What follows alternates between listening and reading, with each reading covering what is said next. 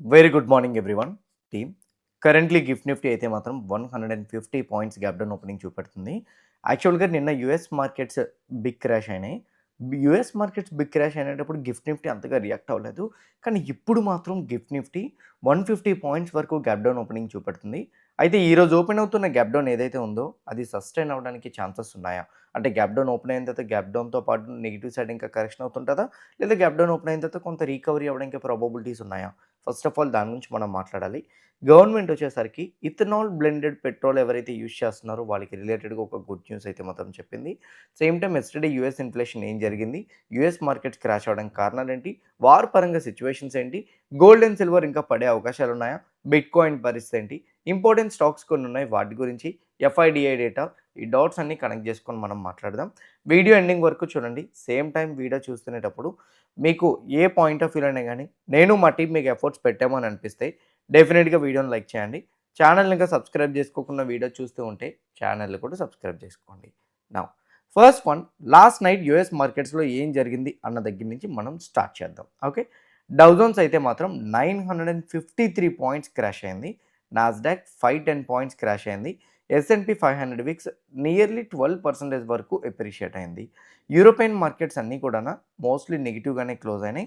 Currently Asian markets అన్నీ కూడా నెగిటివ్‌గా ట్రేడ్ అవుతున్నాయి. ఆబ్వియస్లీ యూఎస్ మార్కెట్స్ నెగిటివ్‌గా గానీ క్లోజ్ అయితే మాత్రం నెక్స్ట్ ఓపెన్ అయ్యే మార్కెట్ కూడా నెగిటివ్‌గానే ఇంపాక్ట్ పడతది కాబట్టి ఏషియన్ మార్కెట్స్ కూడా నెగిటివ్‌గానే మనకు ఓపెన్ అవుతున్నట్టు కనపడుతుంది. మరి ఇండెక్స్ ఫ్యూచర్స్‌లోకి వెళ్లి చూస్తే డవ్ ఫ్యూచర్స్ గానీ, నాస్డాక్ ఫ్యూచర్స్ గానీ Dove futures +55, Nasdaq futures +81. Futures 2 కూడా న్యూట్రల్‌గానే ట్రేడ్ అవుతున్నాయి. అక్కడ ఇండెక్స్ ఏమో హెవీ నెగెటివ్‌గా ఉంది. ఇక్కడ ఫ్యూచర్స్ ఏమో న్యూట్రల్ విత్ పాజిటివ్‌గా ఉంది. మనం దేన్ని కన్సిడర్ చేయాలి? You should consider always index. ఎందుకంటే ఇండెక్స్‌లో మోర్ దాన్ 50% రికవరీ అవ్వకపోతే మనం ఇండెక్స్‌ని కన్సిడర్ చేస్తాము. మరి ఇండెక్స్ ఎలా క్లోజ్ అయింది? నెగెటివ్‌గా క్లోజ్ అయింది. మరి నెక్స్ట్ ఓపెన్ అయ్యే మార్కెట్ కూడా నెగెటివ్‌గానే ఉంటది కదా! నెక్స్ట్ ఓపెన్ అయ్యే మార్కెట్ ఏంటి? European markets. Asian markets. Asian markets అన్ని నెగెటివ్‌గానే ఉన్నాయి కదా! ఈవెన్ యూరోపియన్ ఫ్యూచర్స్ కూడా నెగెటివ్‌గానే ట్రేడ్ అవుతుంది. మరి ఏషియన్ తర్వాత నెక్స్ట్ ఓపెన్ అయ్యే మార్కెట్ ఏంటి? Indian market. ఇండియన్ మార్కెట్‌లో ఫస్ట్ ఓపెన్ అయ్యేది ఏంటి? Gift Nifty. గిఫ్ట్ నిఫ్టీ ఎక్కడుంది? 23,058. మన నిఫ్టీ 50 ఫ్యూచర్స్ యెస్టర్‌డే క్లోజ్ అయింది ఎంత? చూడండి 23,240. 240కి 23,060కి డిఫరెన్స్ ఎంత? Approximately 180 points to 70 points. 180 points gap down అంటే 150 ప్లస్ కదా! కానీ యెస్టర్‌డే యూఎస్ మార్కెట్స్ ట్రేడ్ అవుతునేటప్పుడు మన మార్కెట్ అంతగా రియాక్ట్ అవ్వలేదన్నాను కదా! దానికి కారణం ఏడిఆర్స్. ఏడిఆర్స్ చూడండి, ఇన్ఫోసిస్ 4% క్రాష్ అయింది. విప్రో 2.8%. కానీ హెచ్‌డిఎఫ్‌సి బ్యాంక్, ఐసీఐసీఐ బ్యాంక్ పెద్దగా రియాక్ట్ అవ్వలేదు చూడండి. బ్యాంకింగ్ స్టాక్స్ రియాక్ట్ అవ్వలే. Only IT stocks. IT stocks already నిన్న మన ఇండియన్ మార్కెట్స్ ఉండేటప్పుడు కూడానా ఐటీ స్టాక్స్ 2 కూడానా నెగెటివ్‌గానే ట్రేడ్ అయినాయి. సో, ఐటీ స్టాక్స్‌ని ఎలానో negative. But banking stocks react అవ్వలేదు. మేబీ బ్యాంకింగ్ స్టాక్స్ ఈరోజు మార్నింగ్ గిఫ్ట్ నిఫ్టీ ఓపెన్ అవుతునేటప్పుడు రియాక్ట్ అయిందేమో అనేది నా ఒపీనియన్. ఇది పాయింట్ ఏంటండి. నౌ ఎందుకు యూఎస్ మార్కెట్స్‌లో క్రాష్ వచ్చింది? కమోడిటీస్ చూడండి. క్రూడ్ ప్రైస్ మళ్ళీ 1.65, 94.64, 91.8. గోల్డ్ ఏమో 0.5% నెగెటివ్‌లో ట్రేడ్ అవుతుంది. సిల్వర్ ఏమో 1.12% నెగెటివ్‌లో ట్రేడ్ అవుతుంది. కరెంట్లీ కమోడిటీస్ పరంగా అంటే as per commodities crude oil పెరుగుతుంది అనంటే అది గ్లోబల్ పరంగా ఏదైనా టెన్షన్ పెంచుతుందనే కదా! యెస్, కరెక్టే. క్లియర్‌గా చూద్దాం యూఎస్ మార్కెట్స్ ఎందుకు క్రాష్ అయ్యాయన్నది. నిన్న యూఎస్ ఇన్ఫ్లేషన్ వచ్చింది. Last time number 3.8, right? So, inflation rate year on year. ఈసారి ఎక్స్‌పెక్టేషన్ 4% టు 4.2, నంబర్ ఏమో 4.2 వచ్చింది. 4.2% ఏదైతే ఉందో which is an last 3 years high. No one expected this number. But కాకపోతే 4.2 రావడం అనేది ఈవెన్ మార్కెట్స్‌కి ఇది big shock. US markets crash అవ్వడానికి వన్ ఆఫ్ ద రీజన్ ఇది. వన్ ఆఫ్ ద రీజన్ అని ఎందుకు చెప్తున్నానంటే ఇన్ఫ్లేషన్‌లోని కొన్ని పాయింట్స్ పాజిటివ్స్ కూడా కనిపించినాయి. ఇన్ఫ్లేషన్ రేట్ ఇయర్ ఆన్ ఇయర్‌లోనే మనం చూస్తున్నాం. మంత్ ఆన్ మంత్ చూడండి. Last time 0.6, expectation 0.4-0.5. 0.5% వచ్చింది. 0.1% అయితే మంత్ ఆన్ మంత్ ఇన్ఫ్లేషన్‌లో పెరిగింది. లాస్ట్ మంత్‌తో కంపేర్ చేసుకుంటే ఈసారి 0.5% మాత్రమే పెరిగింది. పెద్దగా ఇంప్రూవ్‌మెంట్ అయితే మాత్రం అవ్వలే. కోర్ ఇన్ఫ్లేషన్ ఇయర్ ఆన్ ఇయర్‌లో అయితే మాత్రం 2.8, ఈసారి 2.9 వచ్చింది. కోర్ ఇన్ఫ్లేషన్, ఇన్ఫ్లేషన్ రేట్ ఈ 2 మనం చూసుకుంటే పర్వాలేదు. నెగెటివ్‌నే, కానీ మరీ బిగ్ క్రాష్ అయ్యేంత నెగెటివ్ కాదు. మరి ఎందుకు మార్కెట్ క్రాష్ అయింది? బికాజ్ ట్రంప్‌కి నవంబర్‌లో మిడ్ టర్మ్ ఎలక్షన్స్ ఉన్నాయండి. First one. సెకండ్ వన్ వచ్చేసరికి యూఎస్ ఎకానమీ పరంగా డెట్ పెరిగిపోతుంది. ఇలాంటి సిట్యుయేషన్‌లోని ట్రంప్ యుద్ధం ఆపాలే గానీ, యుద్ధాన్ని ఇంకా ప్రకటించి, యుద్ధాన్ని ఇంకా ముందుకు తీసుకెళ్ళకూడదు. సో, ట్రంప్ ఏం చేస్తున్నారంటే దాన్ని ముందుకు తీసుకెళ్తున్నారు. ట్రంప్ వచ్చేసరికి నిన్న నైట్ ఒక ట్వీట్ చేశారు. ఏంటో తెలుసా? ఇరాన్‌ని చాలా హిట్ వేలో అంటే చాలా బిగ్ వేలో హిట్ చేస్తాము. ఇరాన్‌ని హ్యూజ్ వేలో హిట్ చేస్తాము. గుర్తుపెట్టుకోండి ఇరాన్‌ని వదిలేదే లేదు అని చెప్పి ట్రంప్ అయితే మాత్రం క్లియర్ కట్‌గా ఇరాన్ పైన ఒక బిగ్ స్టేట్మెంట్స్ చేశారు. చేసిన స్టేట్మెంట్స్ తగ్గట్టుగానే ట్రంప్ ఇంకో స్టేట్మెంట్ కూడా చేసి క్లెయిమ్ చేసుకున్నాడు. ఏంటి? స్ట్రైట్ ఆఫ్ హార్మోజ్ నేనుండడం వల్లనే అండ్ లాస్ట్ ఫ్యూ డేస్ కూడాన ఈవెన్ ఆయిల్ అనేది కమర్షియల్ షిప్స్ అనేవి వెళ్ళినాయి. 200 కమర్షియల్ షిప్స్ వెళ్ళడానికి కారకుడిని నేను. నేను లేకపోతే స్ట్రైట్ ఆఫ్ హార్మోజ్ దగ్గర ఏ కమర్షియల్ షిప్ కూడా వెళ్ళదు. బట్ ఇలాంటి టైంలోని మిలిటరీ ఆపరేషన్స్ నేను ఎందుకు తీసుకొస్తున్నానంటే ఇరాన్ దీన్ని కూడాన ఇంకా ముందుకు వెళ్ళకుండా ఆపాలని ప్రయత్నిస్తుంది. సో, దానివల్ల ఇరాన్ మీద నాకు పేషెన్స్ మొత్తం పోయింది. ఇక అయిపోయింది. ఇరాన్‌ని ధ్వంసం చేయడానికి నేను సిద్ధపడుతున్నాను. మా మిలిటరీ కంప్లీట్‌గా డిఫీట్ చేయబోతుంది. సో, వాళ్ళ మిలిటరీ డిఫీట్ చేయబోతుంది. వాళ్ళ ఎకానమీ లాస్ట్ అవుతుంది. అంటే వాళ్ళు ఇంక అంతం అవ్వబోతున్నారు. వాళ్ళు ఓడిపోబోతున్నారు. వాళ్ళ ఎకానమీ పోతుంది అని చెప్పి ప్రెసిడెంట్ ట్రంప్ గారైతే మాత్రం ట్వీట్ చేశారు. దాని తర్వాత యూఎస్ వాళ్ళు క్లియర్ కట్‌గా ఇరాన్ పైన అటాక్ చేసినట్టు అప్డేట్ అయితే మాత్రం ఉంది. యూఎస్ వాళ్ళు అటాక్ చేసిన వెంటనే ఇరాన్ వాళ్ళు తిరిగి అటాక్ చేశారనే క్లారిటీ కూడా ఉంది. అయితే ఇప్పుడు ప్రెజెంట్ రైట్ నౌ ఇంకొకటి కూడా నేను చూశాను. యూఎస్ వాళ్ళు మళ్ళీ కూడాన సెకండ్ డే అంటే ఈరోజు కూడాన మళ్ళీ అటాక్స్ మొదలుపెట్టారు అని చెప్పి న్యూస్‌లో అయితే మాత్రం సర్క్యులేట్ అవుతుంది. అండ్ సేమ్ టైమ్ వచ్చేసరికి ఎక్కడ కూడాన యుద్ధం ఆగేటట్టు కనిపించట్లే. On the other side Israel వాళ్ళు కూడా లెబనాన్ మీద అటాక్ చేస్తున్నారు. సీజ్ ఫైర్ ఉంటుండగా ఇజ్రాయిల్ లెబనాన్ మీద అటాక్ చేయడం, యూఎస్ వాళ్ళు ఇరాన్ పైన అటాక్ చేయడం, ఇరాన్ వాళ్ళు మళ్ళీ యూఎస్ పైన అటాక్ చేయడం. ఈ యుద్ధం కంటిన్యూ అవ్వడంతోటి స్ట్రైట్ ఆఫ్ హార్మోజ్‌ని మళ్ళీ ఇరాన్ వాళ్ళు క్లోజ్ చేశారు. ఈ సిట్యుయేషన్ ఇంకా ఇలా కంటిన్యూ అవ్వడంతో మార్కెట్స్ పానిక్ అవుతున్నాయి. అందుకే క్రూడ్ ప్రైస్ పెరుగుతుంది. గోల్డ్ ప్రైస్ పడుతుంది. ఎందుకంటే యెస్టర్‌డే యూఎస్ ఇన్‌ఫ్లేషన్ ఎక్కువగా రావడం, యూఎస్ 10 ఇయర్స్ బాండ్ ఈల్డ్ కూడా పెరిగిపోయింది. 4.549 దగ్గర ఉంది. 10 ఇయర్స్ బాండ్ ఈల్డ్ యూఎస్‌ది పెరిగిపోవడం, క్రూడ్ ప్రైస్ పెరగడం and same time inflation effect నెగెటివ్‌గా రావడం, వార్ సిట్యుయేషన్స్ ఇంకా పెరగడంతో గోల్డ్ అండ్ సిల్వర్ పైన నెగెటివ్‌గా ఇంపాక్ట్ పడుతుంది. బంగారాన్ని కొనాలి అని అనుకునేటప్పుడు డబ్బులుంటేనే బంగారాన్ని కొంటారు. బ్యాంక్‌లో ఇంట్రెస్ట్ రేట్స్ పెంచేస్తారు అనే థాట్ గాని ఉంటే మాత్రం డెఫినిట్‌గా గోల్డ్‌ని ఎవరు కొనరు. గోల్డ్ అండ్ సిల్వర్ పరంగా అందుకే మనకి హ్యూజ్ వేలో డిక్లైన్ కనపడుతుంది. ఫర్దర్ డేస్‌లో ఇదే కంటిన్యూ అయితే బంగారపు ధర ఇంకా పడే అవకాశాలైతే మాత్రం ఉంటాయి.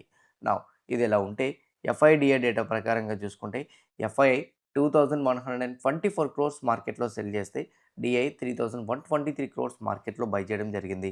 వాళ్ళు ఎఫ్ అండ్ ఓలో బిల్ చేసిన పొజిషన్స్ చూస్తే 2,72,000 పొజిషన్స్ ఎఫ్ఐఐ పొజిషన్స్ యాడ్ చేసుకుంటే ఆప్షన్స్ సైడ్ అయితే మాత్రం అదే ఎఫ్ఐఐ 8,00,000 పొజిషన్స్ యాడ్ చేసుకున్నారు. స్ట్రాంగ్ బేరిష్ ప్రొప్రైటరీ ట్రేడర్స్ 1,58,000 పొజిషన్స్‌ని బిల్ చేసుకున్నారు. And FII proprietary traders data ప్రకారంగా చూసుకుంటే ఇద్దరు కూడాన హ్యూజ్ వేలో బేరిష్ సైడ్ పొజిషన్స్‌ని బిల్ చేసినట్టయితే మాత్రం మనకు అర్థమవుతుంది. వీటిని బేస్ చేసుకొని మనం చూసుకుంటే కరెంట్‌లీ ఎఫ్ఐఐ ప్రొప్రైటరీ ట్రేడర్స్ ఇద్దరు కూడా హ్యూజ్ నెగెటివ్ సైడ్ పొజిషన్స్‌ని హోల్డ్ చేస్తున్నారని మనకి క్లారిటీగా అయితే మాత్రం తెలుస్తుంది. నౌ వీళ్ళు హోల్డ్ చేసిన నెగెటివ్ పొజిషన్స్ అనేది మార్కెట్స్‌ని ఎలా ఇంపాక్ట్ చేయడానికి ప్రాబబిలిటీస్ ఉంటాయి. ఫస్ట్ వన్ నేను మీకు చూపిస్తాను.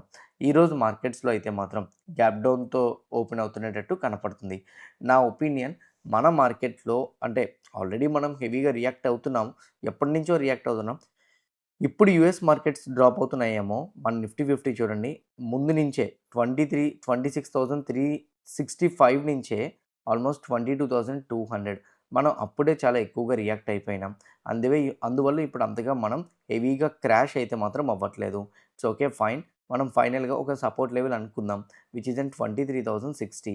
ఈరోజు మార్కెట్ గ్యాప్ డౌన్‌తో ఎగ్జాక్ట్‌గా అక్కడే ఓపెన్ అవుతుంది. 23,000 ఇదిగోండి. ఇది రీసెంట్ డేస్‌లో స్వింగ్‌లో రైట్. ఎప్పుడైనా ఒక బీరిష్ ర్యాలీ కంటిన్యూ అవుతుందని మనం ఎలా అనుకుంటామండి? సో, ఆఫ్టర్ ఇక్కడ మీరు క్లియర్‌గా చూడండి. గుడ్ ఫాల్ స్వింగ్‌లో ఫార్మ్ చేసింది. బౌన్స్ అయింది. ఒకవేళ గాని స్వింగ్‌లో బ్రేక్ అయితే అంటే లోవర్ లోస్ ఫార్మ్ చేసినేటప్పుడు మార్కెట్ బీరిష్ మొమెంటమ్ వస్తదని అర్థం. ఇక్కడ చూడండి. కొంచెం బ్రేక్ చేయడానికి ట్రై చేసింది. రీటెస్ట్ చేసింది. ఇప్పుడు ఫాల్ అవుతుంది. క్లియర్‌గా లాంగ్ టెయిల్ హైయర్ సైడ్ కనపడుతుంది. ఇప్పుడు రైట్ నౌ డౌన్ సైడ్ వస్తుంది అని అనుకోండి. రీసెంట్ స్వింగ్‌లో బ్రేక్ అయిందా లేదా? That is important. ఇప్పుడు రైట్ నౌ ఇక్కడ గ్యాప్ డౌన్ ఓపెన్ అయితే నా పాయింట్ ఆఫ్ వ్యూలో ఈరోజు మార్కెట్ గ్యాప్ డౌన్ ఓపెన్ అయితే 1 రౌండ్ ఆఫ్ రికవరీ మార్కెట్‌లో కనపడతది. ఎందుకంటే ఎఫ్ఐఐ అండ్ ప్రొపరేట్ ట్రేడర్స్ ఇద్దరు కూడా హ్యూజ్ వేలో బేరిష్ షేర్ మార్కెట్‌లో పొజిషన్స్‌ని క్యారీ చేస్తున్నారు. బేరిష్ షేర్ పొజిషన్స్ హ్యూజ్ వేలో క్యారీ చేసినప్పుడు మోస్ట్‌లీ వాళ్ళ పొజిషన్స్ ప్రాఫిట్‌లో ఉంటాయి గ్యాప్ డౌన్‌తో ఓపెన్ అయితే. ఆ ప్రాఫిట్ బుకింగ్ చేసుకునేటప్పుడు మార్కెట్‌లో షార్ట్ కవరింగ్ మనం చూస్తాము.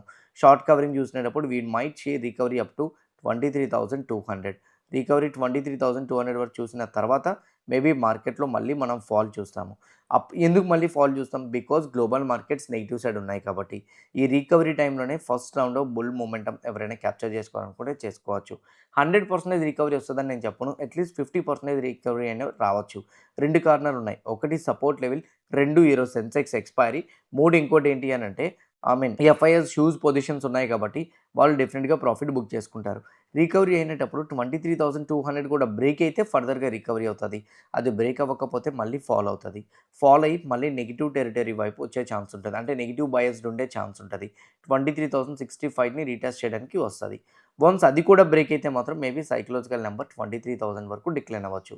నా ఒపీనియన్ మార్కెట్ 23,000 బ్రేక్ అయితేనే బిగ్ క్రాష్ కనపడతది. లేదా మైల్డ్ నెగెటివ్‌గా మార్కెట్స్ క్లోజ్ అవ్వడానికి ఛాన్సెస్ అయితే మాత్రం ఎక్కువగా ఉన్నాయి. హయ్యర్ సైడ్ 23,400 బ్రేక్ అయితే బుల్లిష్ మొమెంటమ్ చూస్తాం. సో, నార్మల్ మొమెంటమ్ చూడాలన్నా 23,200 బ్రేక్ అవ్వాలి. If it breaks 23,200 then expect it up to 23,400. అది కూడా బ్రేక్ అయితే ఫర్దర్‌గా రికవరీ మనం ఎక్స్‌పెక్ట్ చేయొచ్చు. When it comes to the Sensex, for Sensex I am expecting 73,500 is an psychological support level. లేదా 73,400 అయినా మీరు అనుకోవచ్చు. మేబీ ఎనీథింగ్ 73,300 ఎనీథింగ్ మార్కెట్ గాని ఈరోజు గ్యాప్ డౌన్‌తో ఓపెన్ అయింది అని అనుకోండి. లెట్స్ సే ఎన్ ఎగ్జాంపుల్ 74,000 అనేది క్లోజింగ్ ప్రైస్. ఈరోజు మార్కెట్ గాని గ్యాప్ డౌన్‌తో ఓపెన్ అయింది. ఇక్కడ 73,500 దగ్గర సెన్సెక్స్ ఓపెన్ అయితే అండ్ మేబీ రికవరీ వస్తది. రికవరీ వచ్చినేటప్పుడు ఈ 74,000ని రీటెస్ట్ చేసి మళ్ళీ ఫాల్ 73,300 వరకు కనిపించొచ్చు. నా ఒపీనియన్ మేబీ ఈరోజు సెన్సెక్స్ 73,300ని టచ్ చేస్తది అనుకుంటున్నా. ఎనీథింగ్ ఈరోజు డే మొత్తం కూడా బేరిష్ షేడ్ ఉండి 73,300 గాని వచ్చేస్తే మాత్రం 300 దగ్గర నుంచి maybe short covering momentum second హాఫ్‌లో కనిపించొచ్చు because of the Sensex expiry. గుర్తుపెట్టుకోండి గ్లోబల్ మార్కెట్స్ గాని సెకండ్ హాఫ్‌లో నెగెటివ్ సైడ్ వస్తే షార్ట్ కవరింగ్ కనబడదు. బ్రేక్ డౌన్ అయిపోతది. బ్రేక్ డౌన్ అయిపోతే 73,000 వరకు కూడా ఫాల్ కనపడతది. ఓకేనా? ఇది అనదర్ వన్. నౌ ఈరోజు బిట్‌కాయిన్ పరంగా మాట్లాడుకుంటే బిట్‌కాయిన్ కరెంట్‌లీ 62,000 దగ్గర అయితే మాత్రం ట్రేడ్ అవుతుంది. After a huge fall support level దగ్గర కన్సాలిడేట్ అవుతున్నట్టు మనకు కనపడుతుంది. ఇలా కన్సాలిడేషన్ అవుతునేటప్పుడు కూడా చూడండి లోవర్ హైసే ఫార్మ్ చేస్తుంది. ఓకే. లోవర్ హైస్ ఫార్మ్ చేసుకుంటూ వస్తుంది. ఇలా లోవర్ హైస్ ఫార్మ్ చేస్తుందనంటే it's an clear descending pattern. Maybe descending pattern form అవుతుంది కాబట్టి మేబీ ఒకవేళ గాని బ్రేక్ డౌన్ అయితే మాత్రం రెడీగా ఉండండి. 50,000 వరకు ఫాల్ రావడానికి షార్ప్ వేలో 50,000 వరకు ఫాల్ రావడానికి ప్రాబబిలిటీస్ అయితే మాత్రం ఎక్కువున్నాయి. బిట్‌కాయిన్ ఈక్విటీ మార్కెట్స్ కన్నా కొంచెం సేఫర్ అసెట్. అంటే రిస్క్ ఎక్కువగా ఉంటది. గోల్డ్ అండ్ సిల్వర్ కన్నా రిస్క్ ఎక్కువ. కానీ మీ క్యాపిటల్‌లో ఒక 0.1% అయినా గానీ ఫాలో అవుతునేటప్పుడు ఆపర్చునిటీస్‌గా తీసుకోగలిగితే మేబీ బెటర్ వేలో మీకు పోర్ట్‌ఫోలియో ఇందులో కూడా బిల్డ్ చేయడానికి ఛాన్స్ ఉంటుంది. 60,000 ఒకవేళ గాని బ్రేక్ అయితే 50,000కి ఎక్స్‌పెక్ట్ చేయొచ్చు. 60,000 బ్రేక్ అవ్వకపోతే మాత్రం మేబీ ఇక్కడే కన్సాలిడేషన్ అవుతూ షార్ప్ బౌన్స్ మనం చూసే ఛాన్స్ అయితే మాత్రం ఉంటుంది. సో, ఎవరైనా బిట్‌కాయిన్‌లో యాక్టివ్‌గా ట్రేడ్ చేద్దాం అనుకుంటే నేను కింద కామెంట్ బాక్స్‌లో డెల్టా ఎక్స్చేంజ్ రిఫరల్ లింక్ ఇచ్చిన. ఆ లింక్ క్లిక్ చేసి అకౌంట్ ఓపెన్ చేసుకున్న వాళ్ళకి 24/7 ట్రేడ్ చేసుకోవచ్చు. 200 టైమ్స్ లెవరేజ్ ఉంటది. ఎక్స్‌పైరీ కూడా ఉండదు. గోల్డ్ పరంగా మాట్లాడుకుంటే గోల్డ్ మళ్ళీ కూడా డిక్లైన్ అవుతున్నట్టు కనపడుతుంది. యెస్టర్‌డే హ్యూజ్ ఫాల్ వచ్చింది. 4,100 కూడా బ్రేక్ అయిపోయినట్టు కనపడుతుంది. ఇంత హ్యూజ్ డ్రాప్ రావడం అనేది 4,100 బ్రేక్ అవ్వడం అనేది మేబీ గోల్డ్‌లో అయితే మాత్రం ఫర్దర్‌గా డ్రాప్ చూపించడానికి అవకాశాలుంటాయి. 4,000 అయితే మాత్రం నేను ఎక్స్‌పెక్ట్ చేస్తున్న లెవెల్. మేబీ 4,000 ఇదే క్రూడ్ ప్రైస్ ఇంక్రీజ్ అయితే మాత్రం 4,000ని రీటెస్ట్ చేయడానికి ప్రాబబిలిటీస్ ఎక్కువగా ఉంటాయి. When it comes to the silver 66.4 break అయిపోయింది కాబట్టి సైకలాజికల్ నంబర్ 60 వరకు సిల్వర్ డిక్లైన్ అవ్వడానికి ప్రాబబిలిటీస్ అయితే ఉంటాయి. గోల్డ్ అండ్ సిల్వర్ అయితే మాత్రం బిట్‌కాయిన్ కన్నా ఇంకా బెటర్ సేఫర్ అసెట్స్. ఎవరైనా గోల్డ్ అండ్ సిల్వర్‌ని ఆపర్చునిటీగా తీసుకుందాం అని అనుకుంటే మాత్రం డెఫినిట్‌గా ఆపర్చునిటీగా తీసుకోవచ్చు. ఫాల్ అవుతునేటప్పుడు యావరేజ్ చేసుకోండి. బికాజ్ గోల్డ్ మళ్ళీ ఆపర్చునిటీస్‌కి రావండి. మళ్ళీ హ్యూజ్ వేలో బౌన్స్ అవుతుంది. బట్ కాకపోతే ఇప్పుడు ప్రెజెంట్ రైట్ నౌ గోల్డ్ ఇంకా వీక్ మొమెంటమ్ కంటిన్యూ అవుతది కాబట్టి కొంచెం అమౌంట్‌తో యావరేజ్ చేసుకోవడానికి ట్రై చేయండి. ఇది అనదర్ పాయింట్. ఈరోజు ఇథనాల్ బేస్డ్ కంపెనీస్‌కి చాలా బిగ్ పాజిటివ్. ఎందుకంటే ఈ22 నుంచి ఈ30 వరకు ఎవరైతే ఇప్పుడు ప్రెజెంట్ రైట్ నౌ ఇథనాల్ 22 నుంచి ఇథనాల్ 30 వరకు పెట్రోల్‌ని యూజ్ చేస్తున్నారో వాళ్ళకి ఇప్పుడు ప్రెజెంట్ రైట్ నౌ కంప్లీట్‌గా ఎక్సైజ్ డ్యూటీని రిమూవ్ చేస్తారు. ఇది కంప్లీట్‌గా క్రూడ్ మీద డిపెండ్ అవ్వకుండా ఉండడానికి గవర్నమెంట్ తీసుకొస్తున్న బెనిఫిట్. ఇది యాక్చువల్‌గా అగ్రికల్చర్‌కి పాజిటివ్. ఎందుకంటే ఎథనాల్‌ని ఎక్కువగా గవర్నమెంట్ ఎంకరేజ్ చేస్తున్నారంటే షుగర్ కేన్ ఎక్కువగా కావాలి. షుగర్ కేన్ కావాలి కాబట్టి మోస్ట్‌లీ గవర్నమెంట్ పరంగా చూసుకుంటే ఇది బిగ్ పాజిటివ్‌గా మనం కన్సిడర్ చేయొచ్చు. సెకండ్ వన్ వచ్చేసరికి మోస్ట్‌లీ ఇథనాల్ అంటే ఈ షుగర్ బేస్డ్ కంపెనీస్ ఏవైతే ఉన్నాయో షుగర్ కేన్ బేస్డ్ అంటే లైక్ బలరాంపూర్ చిమ్నీ గాని, లేకపోతే ప్రాజ్ ఇండస్ట్రీస్ గాని వీటన్నిటికి కూడా బిగ్ పాజిటివ్‌గా టర్న్ అవ్వడానికి ఛాన్సెస్ అయితే ఉంటాయి. ఇలాంటి అప్డేట్స్‌తోనైతే మాత్రం. ఆ స్టాక్స్‌ని కొంచెం ఫోకస్ చేయండి. అండ్ అట్లనే యూకో బ్యాంక్ వాళ్ళైతే మాత్రం టీబీఎల్ఆర్ 10 బేసిస్ పాయింట్స్‌ని ఇంక్రీజ్ చేశారు. 3 మంత్స్ నుంచి 6 మంత్స్‌కి అయితే మాత్రం 3 months and 6 మంత్స్‌ది టీబీఎల్ఆర్ 10 basis points increase చేయడం అయితే జరిగింది. యూకో బ్యాంక్‌ని కొంచెం ఫోకస్ చేయండి. ఎస్బీఐ వాళ్ళు 3-5 ఇయర్స్ అయితే మాత్రం ఎఫ్సీఎన్ఆర్ డిపాజిట్ రేట్స్ 5.2 నుంచి 6%. నిన్ననే ఆర్బీఐ చెప్పింది కదా! ఇంక్రీజ్ చేసుకోవచ్చని. ఇప్పుడు ప్రెజెంట్ రైట్ నౌ ఎన్ఆర్ఐస్‌కి డిపాజిట్ రేట్స్‌ని ఇంక్రీజ్ చేయడం జరిగింది. హైక్ చేయడం 280 బేసిస్ పాయింట్స్‌ని ఇంక్రీజ్ చేశారు. ఇది ఎస్బీఐకి పాజిటివ్. బట్ డాలర్ రూపంలో ఇన్వెస్ట్‌మెంట్స్ వస్తాయని చేస్తున్నారు. వస్తాయా లేదా అనేది వెయిట్ చేసి చూస్తేనే మనకి క్లారిటీ అయితే మాత్రం వస్తుంది. On the other side PFC and REC 2 కూడా మెర్జర్ అవ్వడానికి ఇప్పుడు రైట్ నౌ గవర్నమెంట్ అప్రూవ్ చేసిందని చెప్తున్నారు. ఇది ఒక బిగ్ పాజిటివ్‌గా తీసుకోవచ్చు. దీన్ని కొంచెం ఈ 2 స్టాక్స్‌ని కొంచెం ఫోకస్ చేయండి. ఇవి మేజర్‌గా ఉన్న అప్డేట్స్ అయితే మాత్రం ఇంకేమైనా ఉంటే డెఫినిట్‌గా ఈవినింగ్ పోస్ట్ మార్కెట్ అనాలిసిస్‌లో మీకు ఎక్స్‌ప్లెయిన్ చేస్తాను. ఈచ్ అండ్ ఎవ్రీథింగ్ మీకు హెల్ప్ అయితే వీడియోని లైక్ చేయండి. ఛానల్ ఇంకా సబ్స్క్రైబ్ చేసుకోకుండా వీడియో చూస్తూ ఉంటే ఛానల్ కూడా సబ్స్క్రైబ్ చేసుకోండి. ఇదే వీడియో మీ ఫ్రెండ్స్ ఆర్ మీ రిలేటివ్స్ షేర్ చేస్తే హెల్ప్ అవుతుందనుకుంటే వాళ్ళు కూడా షేర్ చేయండి. See you all today evening at 5 p.m. in post market analysis. All the best everyone. Bye bye.